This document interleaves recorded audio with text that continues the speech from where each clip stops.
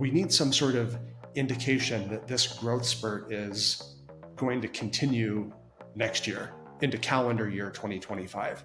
Remember, this is still ultimately going to be a cyclical business. There's lots of estimates pointing to accelerated compute infrastructure continuing to grow through 2027. It is way too early to make any sort of prediction like that. Hey everyone, welcome back to Chipstock Investor. Today we're going to be doing a brief earnings update before Nvidia reports on Wednesday, May 22nd.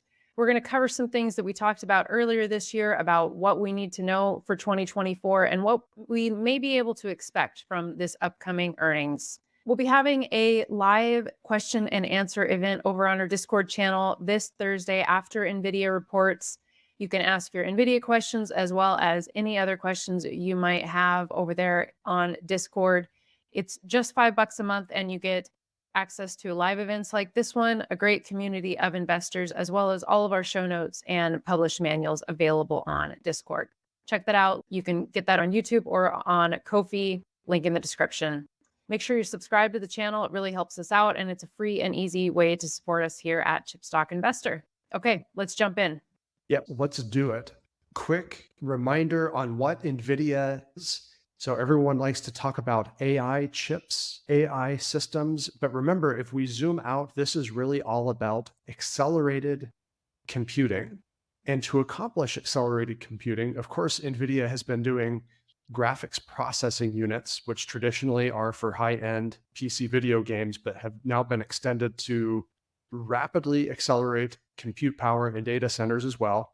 It, of course, designs chips and systems built out of those chips, but it has a very, very deep portfolio of intellectual property and patents that start to push NVIDIA more and more into the realm of enterprise software.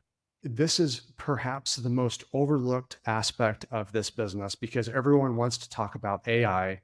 And when most people say AI right now, what they're really talking about is generative AI. But accelerated computing is about much, much, much more than Gen AI. Gen AI is just one application. So we have two primary growth markets right now. We have the traditional data center market, total value of about $1 trillion. It gets refreshed and updated about every 4 to 5 years. Currently, it's getting lots of new accelerated compute hardware added to it. And then we have a new data center market, also expected to be perhaps worth $1 trillion as well in the next few years. And that is specifically geared towards training all of these new AI systems and software. So old market that NVIDIA is gobbling up, brand new market that NVIDIA has helped pioneer and of course dominates, all thanks to accelerated computing, not AI. Really, I think, grind that into your psyche, especially as the media pundits continue to try to hype this AI thing for clicks. NVIDIA's biggest customers have been some of those cloud service providers and the big consumer internet businesses.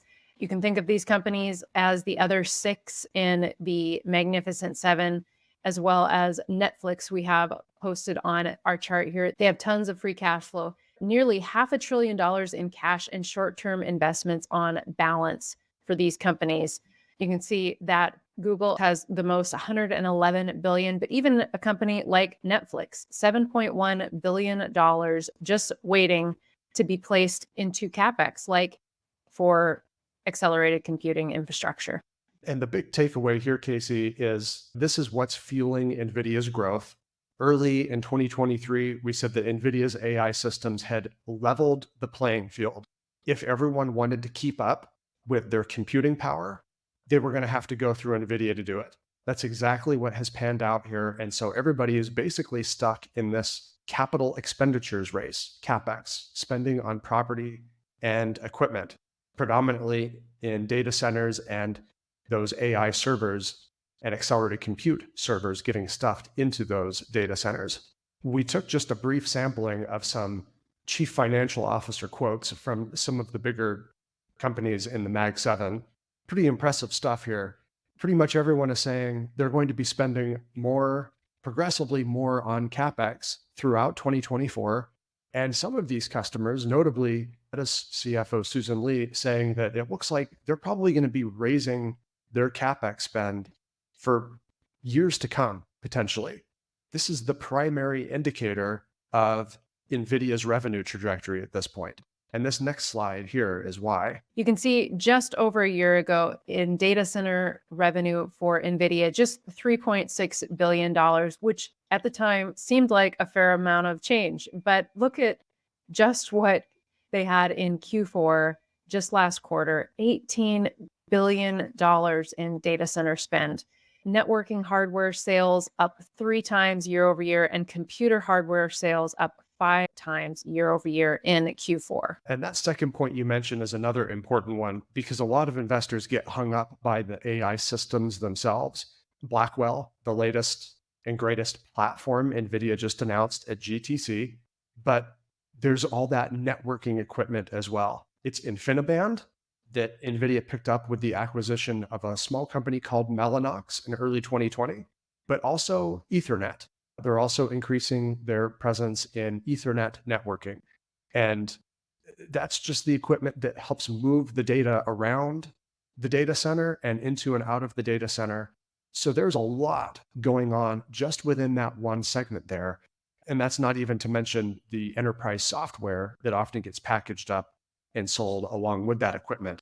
This is really significant because once data center equipment gets installed, it becomes very, very sticky. Just look at Intel.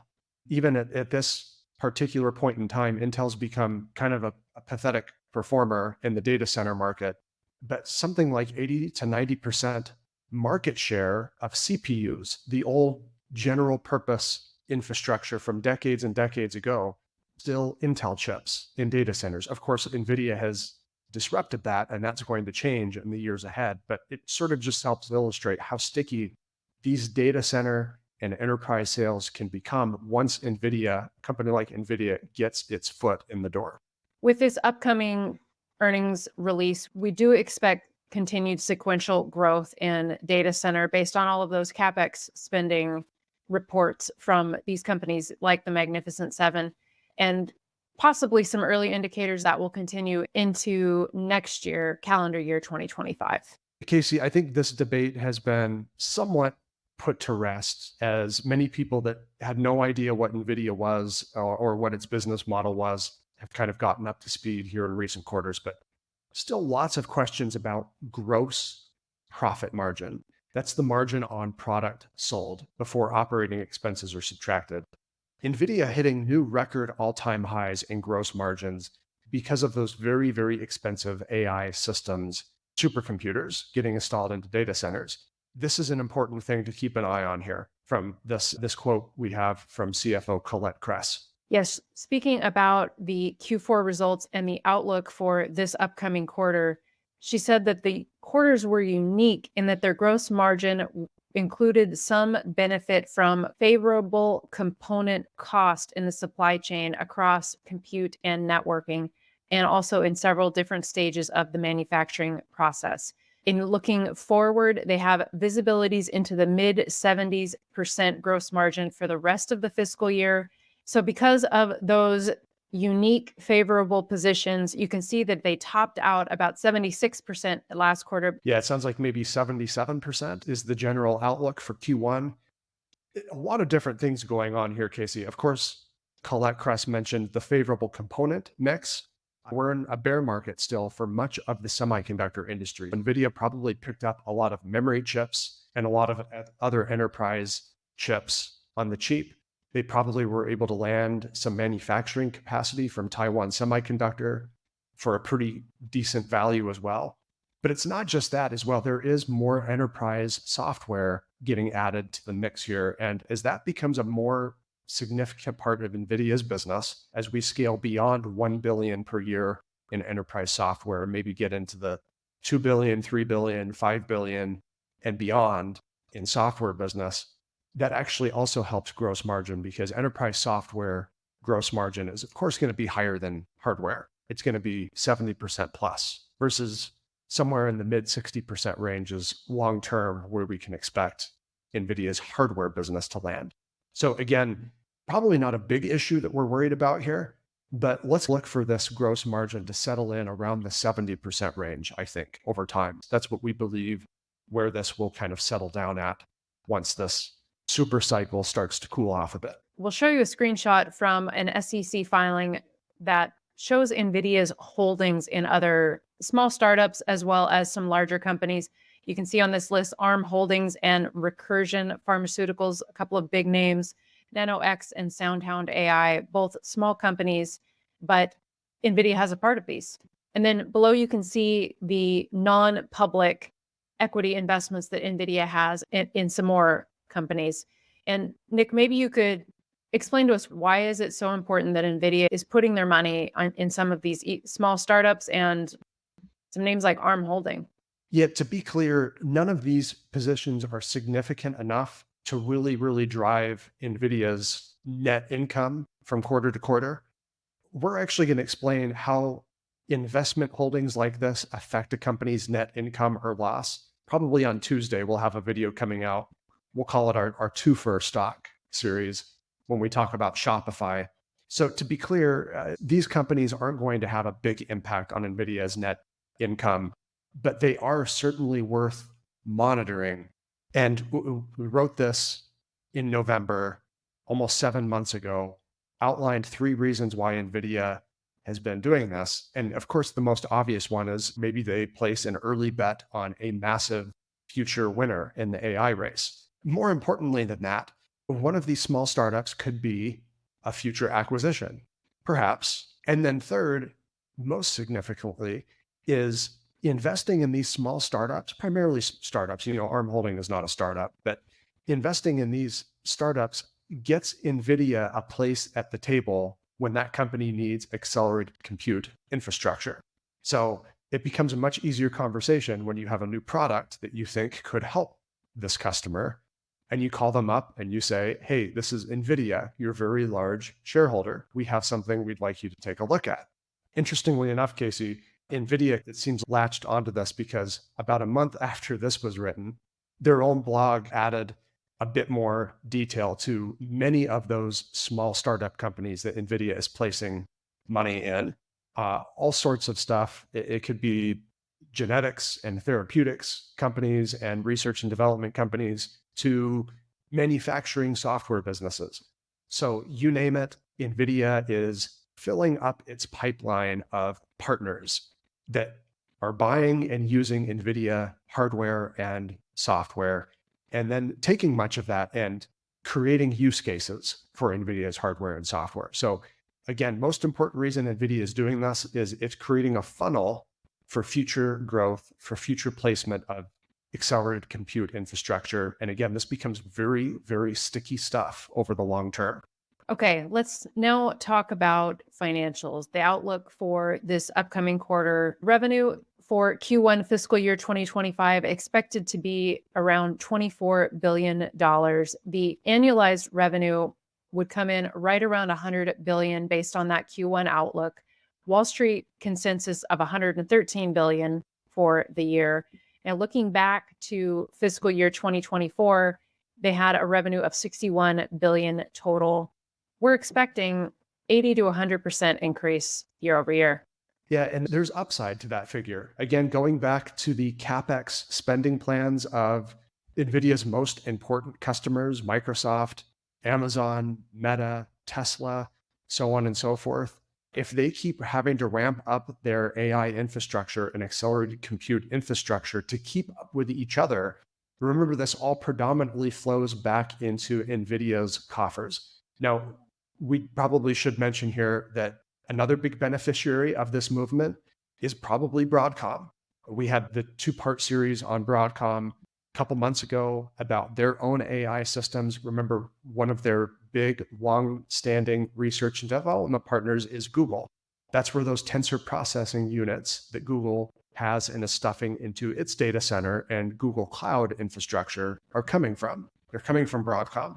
So keep an eye on that one as well. We did a follow-up video explaining why we were increasing our investment in Broadcom and where that cash was coming from in our portfolio. Make sure to check that out. But that's what we have penciled in I think if Nvidia grows at anything less than 80% this year, that's kind of wild to say that, but if it grows at anything less than 80%, it would be kind of a bit of a letdown. Unless, of course, let's maybe drop to the operating income statement. Currently, the operating income is penciled in to be at least 60% higher than it was last year. Expected 50 billion for fiscal year 2025, around 33 billion last year. So again, this is another item that if it doesn't grow at least 80%, I think it's going to be a bit of a disappointment. Yeah, absolutely. And that's really, I think, what we need at this point in the growth cycle is roughly 80% or more increase in operating income. That way, NVIDIA can continue repurchasing stock to offset what is surely going to be a pretty big year for employee stock-based compensation. That's why NVIDIA announced that big repurchase plan last year. They knew that was coming and that they needed to offset that. So currently, based on that assumption, say 50 to 60 billion in operating income, shares trade for about 37 to 45 times enterprise value for this year's expected profit. It's not cheap, but if NVIDIA beats expectations, and more importantly, this is the big important thing that everyone needs to be on the lookout for. We need some sort of indication that this growth spurt is going to continue next year into calendar year 2025. Remember, this is still ultimately going to be a cyclical business. There's lots of estimates pointing to accelerated compute infrastructure continuing to grow through 2027. It is way too early to make any sort of prediction like that. That's been a beef that we've had with our holding in AMD, right? Really, really aggressive expectations put out there from them for 2027. Let's just take this 1 year at a time. So that's what we're looking for. We want to see sequential growth throughout this year and early indications that CapEx, that the big tech companies are saying they will continue spending, continues to flow to NVIDIA. We don't need this company to grow 80% every single year, but maybe just some sort of indication that they're still expecting some moderate amount of growth next year. That would be very welcome news that would support this valuation.